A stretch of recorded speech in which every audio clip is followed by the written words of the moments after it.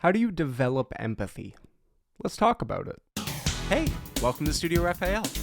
Today we're presenting a new episode of Let's Talk About It with your host, Eden Brookstone. Welcome to Studio Raphael. Now, this is an interesting topic for me to discuss because I feel like empathy is something that I was always kind of innately good with. I'm not sure why.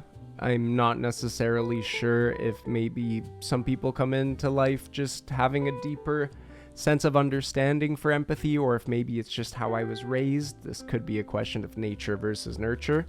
I'm interested to hear if you have anything to share there. But I just want to talk about my own process with it and how I found my ability to empathize with others. Now, more than anything, empathy, of course, is about being able to put yourself in another person's shoes. This, in itself, means that you must have a connection to your emotions. If you're not able to fully feel your range of emotions, then it's going to be hard to feel the same range of emotions in others. If you are unable to feel emotions, first and foremost, that's some trauma that would probably have to be looked at, but second, that's a pretty tough way to live. It's not easy if you have no connection to your feelings, if you can't cry, if you can't laugh, if you just feel empty inside. Well, more than anything, that just kind of sucks, if I'm being totally honest. So, connecting with empathy is about connecting with your emotions. It's about losing the fear, potentially, of expression. It's about not being scared to feel. Sometimes what could happen is that we feel something and maybe we're reprimanded for it or we're told not to, and because of that we learn, instead of expressing our emotions healthily outwards, that we should shut them down and just keep our emotions sucked up inwards.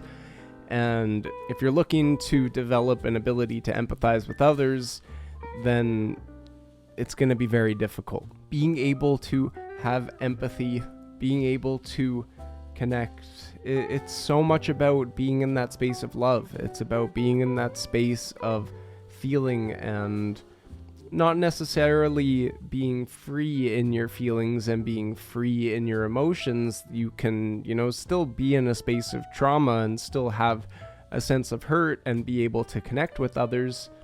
But if you aren't able to feel any of these things in the first place, then you're gonna struggle. Empathy is an understanding of oneness. Empathy is the recognition that we all feel the same range of emotions. As mentioned in the last video, when somebody's being bullied, if you were the one being bullied, how would you feel? Maybe that's in some ways just what developing empathy is looking at a scenario and just asking yourself, how would you feel? If you say you wouldn't feel anything, maybe that's something to look at. But likely, if you see somebody being bullied, if you see somebody being hurt, if you see somebody not being treated fairly, you know inside yourself that you wouldn't feel good. Doesn't mean that the way you would feel is exactly the same as the other person, but at the very least, you have a deeper understanding that this treatment wouldn't make you feel good.